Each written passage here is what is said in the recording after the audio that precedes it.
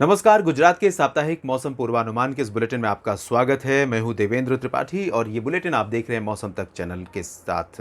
अगर अभी तक आपने इस चैनल को सब्सक्राइब नहीं किया है तो ज़रूर कर लीजिए, क्योंकि मौसम से जुड़ी हर एक जानकारी आपके राज्य, आपके ज़िले की आप तक पहुँचाने की कोशिश इस चैनल पर लगातार जारी है और आगे भी जारी रहेगी। बेल आइकन पर भी क्लिक कर लीजिए ताकि हर वीडियो का नोटिफिकेशन मिले, और वीडियो अगर ठीक लगे तो जो इन्फॉर्मेशंस हैं वो उचित आपको उपयोगी लगें तो लाइक और शेयर करना ना भूलें। गुजरात देश के उन राज्यों में से है, उन क्षेत्रों में से है जहां पर साल 2021 का मॉनसून बहुत ही निष्ठुर रहा है। इस बार उम्मीद से और सामान्य से बहुत कम वर्षा रिकॉर्ड की गई है गुजरात में।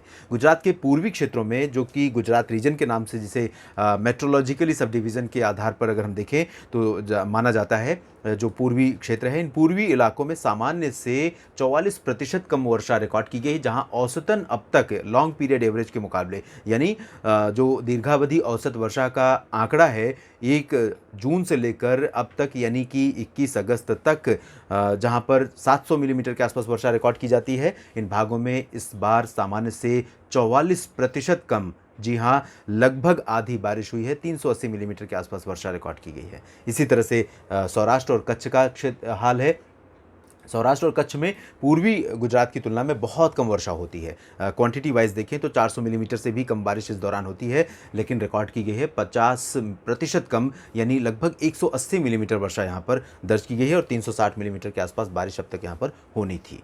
और लंबे ड्राई स्पेल के बाद सौराष्ट्र में हाल में कुछ बारिश ज़रूर दर्ज की गई, और पूर्वी गुजरात के क्षेत्रों में कुछ स्थानों पर, दक्षिणी इलाकों में विशेष रूप से इन भागों में वर्षा रिकॉर्ड की गई है, लेकिन इससे जो कमी रह गई है उसकी भरपाई होना संभव नहीं है। साथ ही साथ उत्तर पूर्वी गुजरात का जो रीजन है, जहाँ पर बहुत लंबे समय से ड्राई वेदर है, लोग लगातार परेशान हैं, यहाँ पर भी इस बारिश की कमी की भरपाई अब होना संभव नहीं है। उससे बड़े पैमाने पर नुकसान भी पहुंचा है, खेती को बहुत नुकसान हुआ है, और साथ ही साथ किसानों का जो परिश्रम है, किसानों की जो लागत है वो बढ़ गई है, क्योंकि बारिश के न होने के चलते कृत्रिम तरीके से सिंचाई का सहारा लेना पड़ा है किसानों को फसलों को बचाने के लिए। लेकिन इसके बावजूद फसलों की जो ग्रोथ होती है, फसलों की जो प्रोडक्टिविटी होती है, वो इम्पैक्टेड रहती है, क्योंकि इस समय जब तक बारिश नहीं होगी तब तक वेजिटेटिव ग्रोथ, यानी फसलों की बहुत अच्छी वृद्धि नहीं होती, और फसलों में बहुत अच्छे फल नहीं पड़ते, फलियाँ नहीं पड़ते, दाने नहीं पड़ते, और इससे नुकसान होता है। फिलहाल इस सप्ताह यानी 22 अगस्त से लेकर 28 अगस्त के बीच किस तरह का मौसम रहेगा गुजरात में, आइए जानते हैं। इस सप्ताह भी बहुत अच्छी खबर नहीं है बारिश को लेकर, मानसून की सक्रियता को लेकर।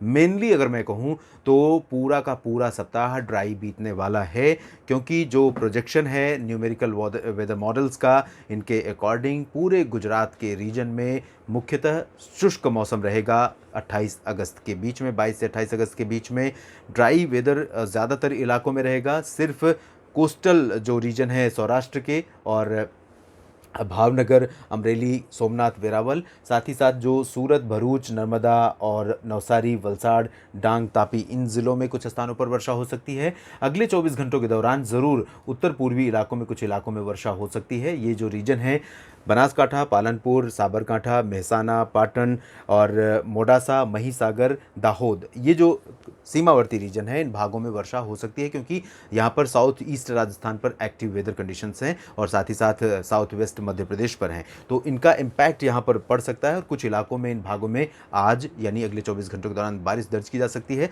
कल से ये इंटेंसिटी रिड्यूस हो जाएगी और यहाँ पर ड्राई वेदर हो जाएगा, और पूरे सप्ताह मेनली ड्राई वेदर इन सभी क्षेत्रों में संभावित रहेगा, कच्छ में, और साथ ही साथ ये जो उत्तरी रीजन है और सौराष्ट्र का रीजन है।